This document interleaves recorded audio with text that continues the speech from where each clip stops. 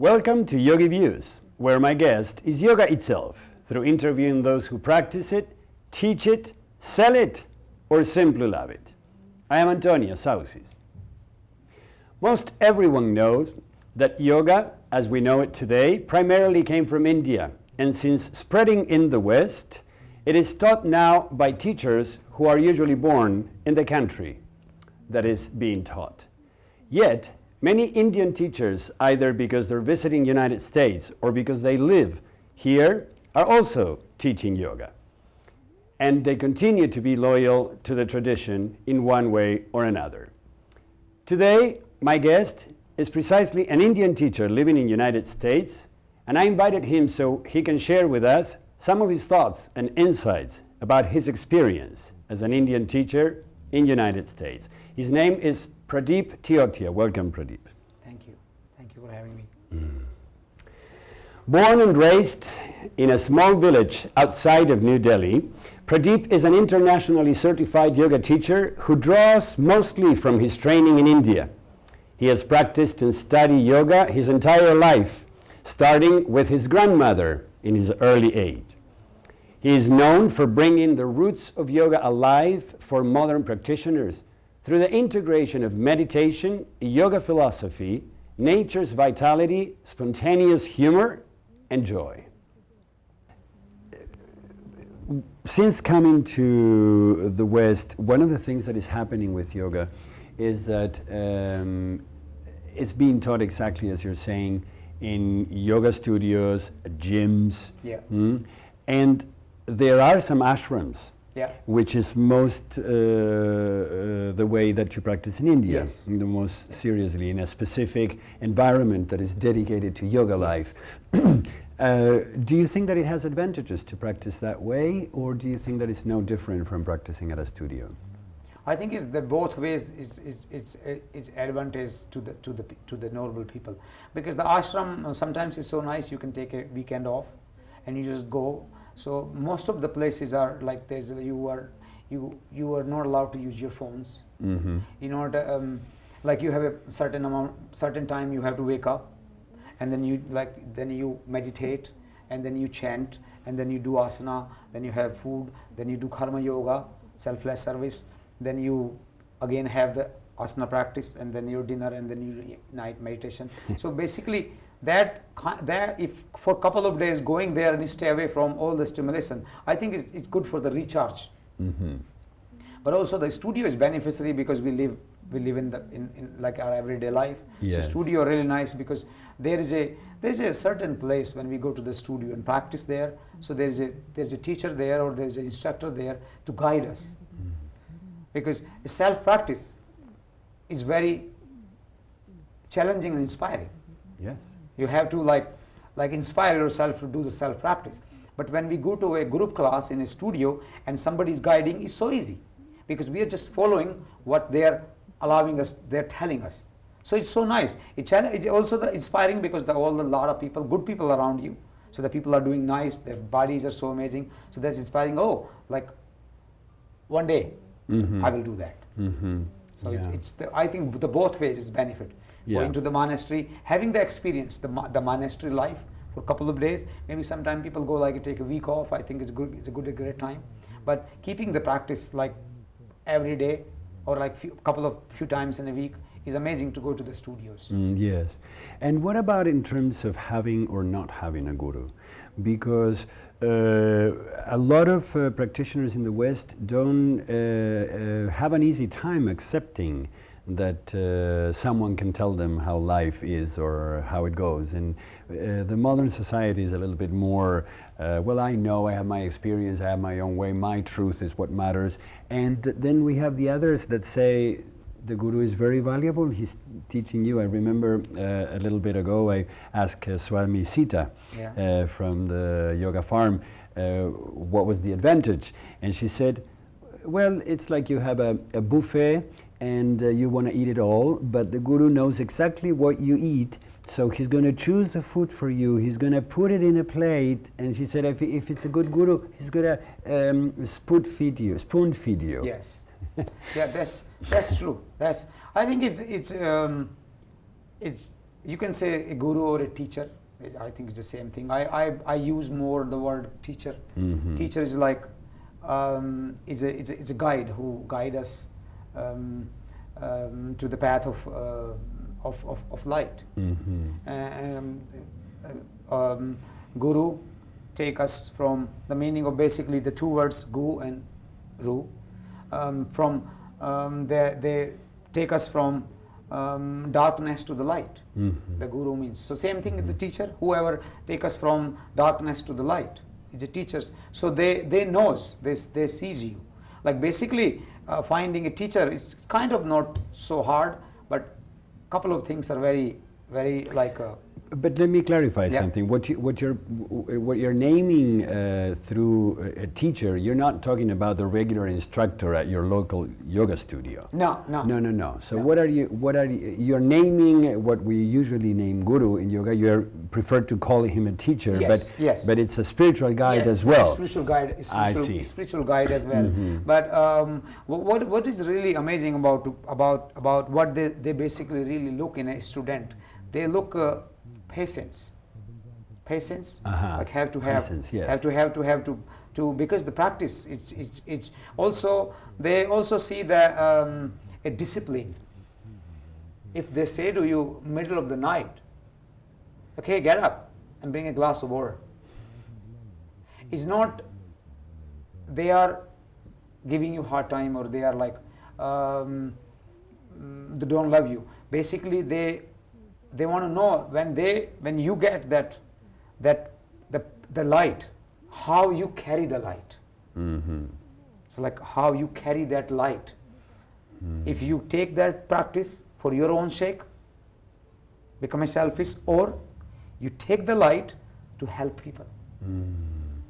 So the guru like will take you from darkness to the light. So he's testing you in a way.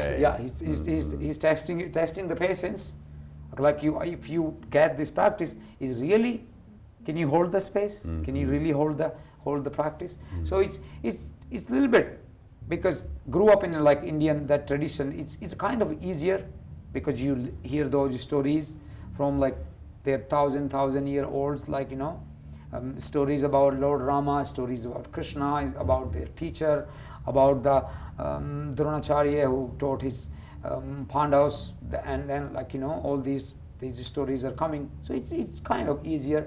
But here, because we have a lot of influence from media, people like, oh, I know this, because nowadays you can Google it and everything is there. So you don't need anybody. Yes. Well, and that is even taken to the extreme of yoga online, where you pay your monthly fee, you have a bunch of teachers, you select what you want, or it's on demand.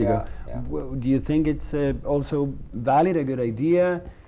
Do you have any experience? Do you have classes online? No, I don't. For me, I think it's a little bit harder to see that, because I think it's hard to focus that, because you are looking something like a TV. So because in class you have to pay attention, because you have to listen the teacher. Yes, but you can go inwards and, you can go inwards. Feel you can feel it, and really there is a presence of a teacher. There is the light of a teacher is like instructor is walking around, so you can really feel it in the room, and all people are walking around. But if the people feel benefit from that, and they have their schedule doesn't allow to go to the classes, I think it's a good idea to do that too. Now, as it came to the West, also yoga mixed with different disciplines. So the acrobats took yoga, now is acro yoga. The weightlifters took yoga, now is power yoga. What do you think about those merges, those combinations? I'm happy the way the people are happy about. I'm not criticizing any kind of yoga, but we try so many things. Like when I was a kid, I remember after I grown up, I tried going to the gym also, I tried to run also, I tried to lift weight, everything. But there was always something that was missing. Like there was a less quiet inside me. So I would just keep looking and okay, I can do this, I can do this. And when I start doing more yoga, there is a subtle change I find in myself. I'm here because I'm supposed to be here. Like I don't have to go anywhere, and I have to look. Like a sense of contentment or fulfillment. Fulfillment, like I you know. So we tried like everything is yoga. Yeah. Like, you know, the way I said, everything is yoga, so we try to do, some people are going, but the beauty about, like, we all take in the different paths. Yes. Like, you know, when we go to a monastery or a yoga studio or a yoga festival, some people drive, some people bike, some people come to the flight, some people are coming from the east, some people from here, but the purpose is the same, to doing yoga. So any path we took, purpose is the same, is like going to finding that peace of mind, and that's I think that's we all are looking for. A little bit like what Swami Satchitananda used to say, one truth, many paths. Yes, one truth, many paths. Definitely, that's true. Many paths. Yeah, like, you know. So whatever path you take shall take you there, if that's where you're going. Yeah, definitely. Like you know, like you can hold your ear this way, or you can hold your this way. Yeah. It's just holding the ear. If some people are flexible there in shoulders, they can hold the ear this way. Yeah. Some people are a little bit less flexible than shoulder, they can just hold the ear this way. But just holding the ear. So whatever path you take, it's the purpose is to going to the same, like you know, going to the finding that the path of spirituality. And it's different for everybody. Now, Pradeep, for example, in terms of this context in which you're playing yoga as the search or the self-inquiry about the self and the inner silence and the divinity within. One very interesting feature that is not that well developed in the West, even though it is the yoga competitions. Yeah. And on one hand, they are very resisted by a number of people because they say yoga should not be competitive, yoga is not. Yet there are those competitions, and then on the other hand, in India, they are way more popular. Yeah. What do you think about that? How do we integrate this with what you I think if you see from the very, very long far, the way the culture is and the way the yoga is practiced, there was no really distractions around. There was a rarely electricity in the villages, and there was no television. There was no radios. So what people do, people really very dedicated to the practice. So and practice start very young age there. So those kids is spending the time on a TV, then they're spending the time to doing that spiritual practice. So their bodies become so strong, and when they go, so the competition of yoga is there. Was the kids, basically you take the kids, and there was a kind of fun part. Like, you know, they can have a kind of like going to the little festival where all the kids can meet, but also they can show the art. Yes. The art of their own, like art of their own bodies without using anything from outside. Yes. Like, you know, you don't have to take a like pill about for like being more flexible or eat something different, but just using your own body and doing the practice. So what that does, also they make the kids stronger, make the kids flexible, and also make the kids self-confident. You know, so there was no purpose to really winning that correct. The whole festival, but you go in front of people, and how you stand in front of people. Yes. How you perform yourself in front of the people. Yes.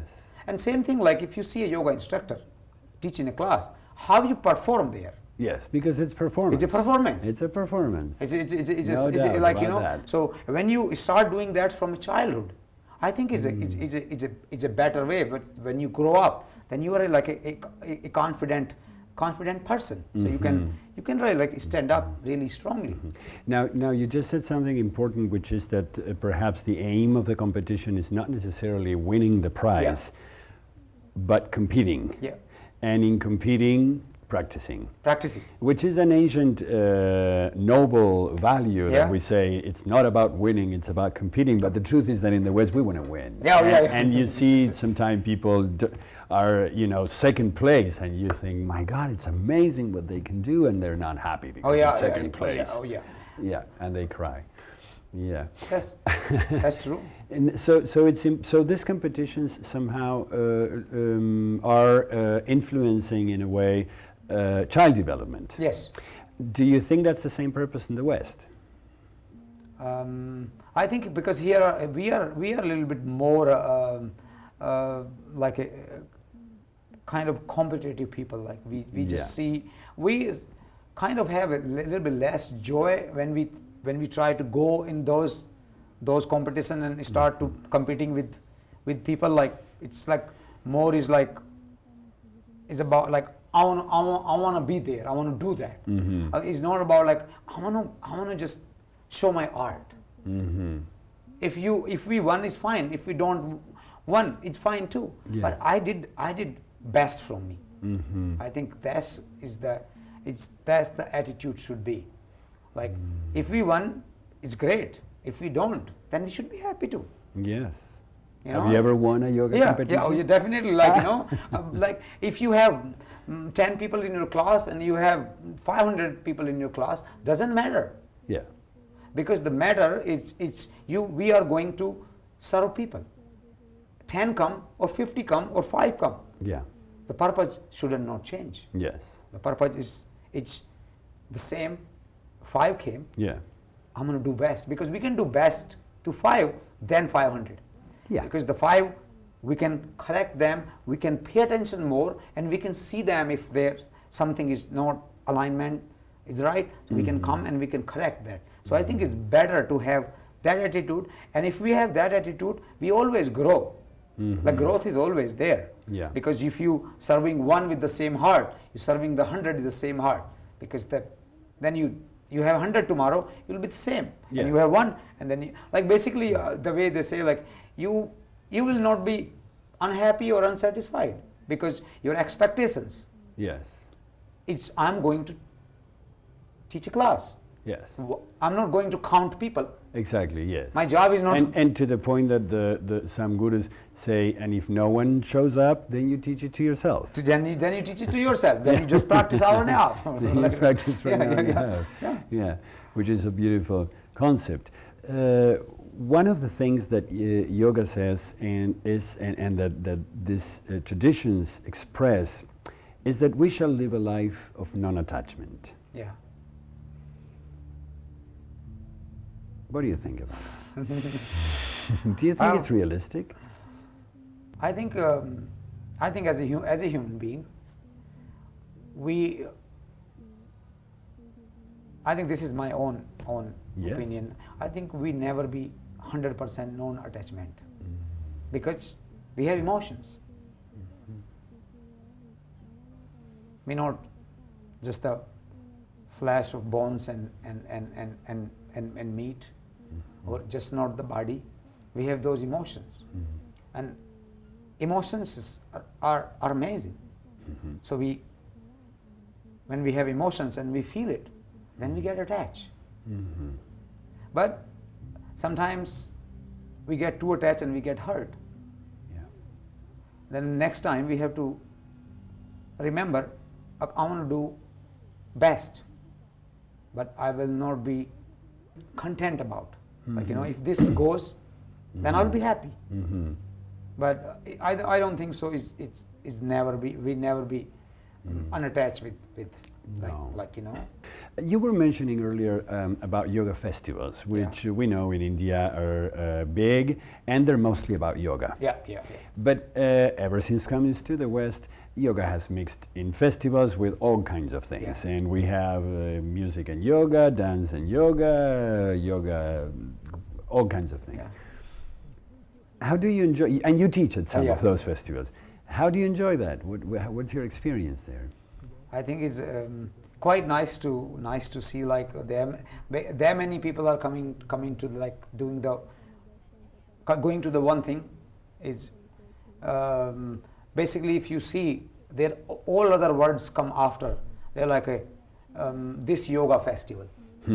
So the music is the second thing, or all other aspects is the yoga festival. So the people, we all come to the yoga, and that, like, the music is part of yoga.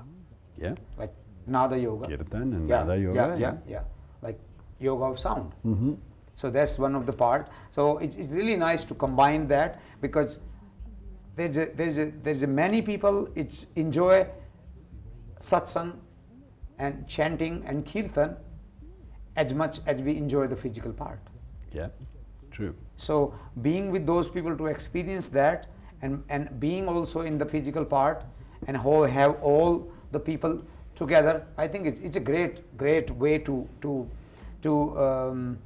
raise the consciousness of human being, to have that the experience of the yoga of sound, kirtan, chanting or singing, and also the same time is the physical part of yoga.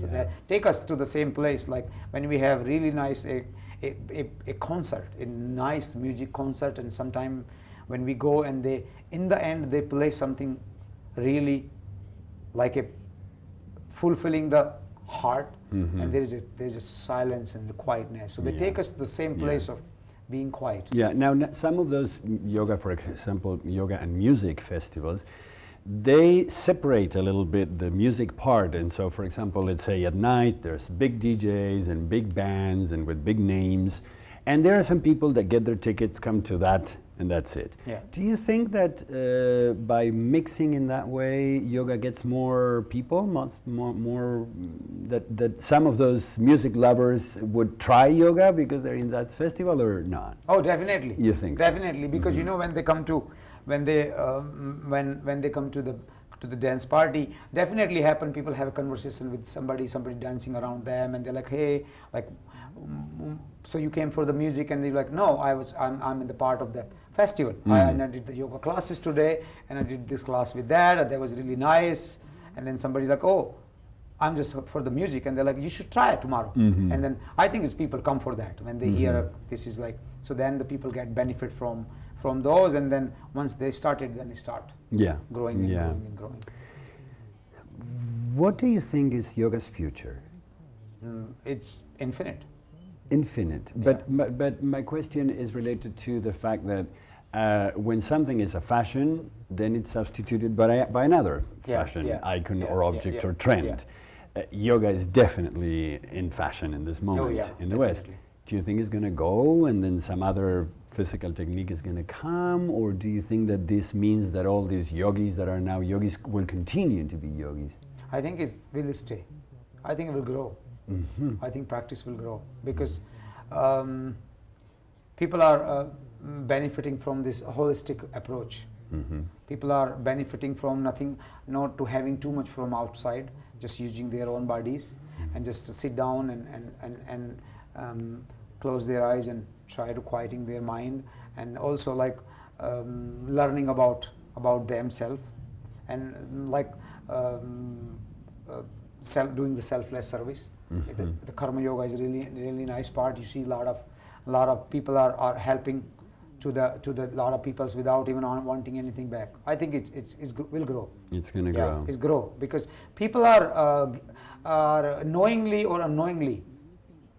Yes, knowingly or unknowingly. Yes, I understand. Doing yoga, like, you know. Yes. It's if like I see this way, if there's a older person or there's a blind person on the one cross the street, and there's a one person stay there and hold their hand and help them to cross the street, is yoga. Yeah, it's helping. It's so union, I think it's service. It's connection. like, and also selfless service. Like stay there, allow them to one corner to take the other part of the street or a road, and then so I think will grow, because the human nature connection is start slowly growing. Yeah. So I think yoga is helping a lot. You have mentioned a number of important principles and effects of yoga and aspects of yoga. If you were to pinpoint one teaching that you think is important for the world today, what would that teaching be? Kindness. I think we should be more kind. We should be less judgmental. Less judgmental. You know, It should be less judgmental. And yoga develops kindness. Yeah, Definitely. yoga develops kindness. So Mahatma Gandhi says the kindness is the most amazing weapon Yeah. in the world. If somebody slap you one Yeah. cheek, you put another cheek. Mm. Because there's something will suddenly change and the person become kind. Well, and he accomplished quite a bit with he that. did. He with so I that think idea. it's the And in the scope of this mix, or let's put it in this way, yoga came from India, is developing beautifully here. Do you think it's gonna go back to India renewed, or no? What do you think? You know, do you think that at some point all these Western yoga teachers are gonna go to India, or yoga itself with the acro yoga and the other yoga? Do you see it going back to India and Indians? no, it's not. Do you see it happening anytime soon? I don't think so. You don't think so? Yeah. Why? Because there is not so much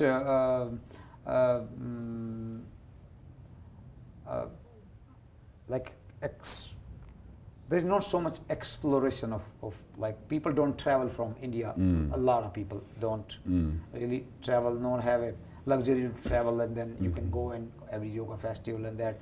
And basically the generations are very stick to that traditional practice. So they're really very hard to kind of Incorporate this new ones. incorporate that. Pradeep, if people want to get in touch with you, Yeah. how can they do that? If people want to get in touch with me, they can touch with me through my website. What is your website? My website is www.pradeep, my name, and yoga.com.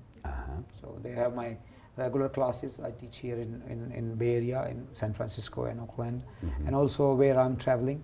So they can see those on my event page. So all the information is Good. Well, I thank you for joining us today and for sharing with us your expertise and your insights about your life as a teacher here. My guest today is Pradeep Teotia. Born and raised in a small village outside of New Delhi, Pradeep is an international certified yoga teacher who draws mostly from his training in India. He has practiced and studied yoga his entire life, starting with his grandmother in his early age. He is known for bringing the roots of yoga alive for modern practitioners through the integration of meditation, yoga philosophy, nature's vitality, spontaneous humor, and joy. I hope you like our show today. And if you care to let me know, shoot me an email at antonio@yogiviews.com. I look forward to seeing you the next time.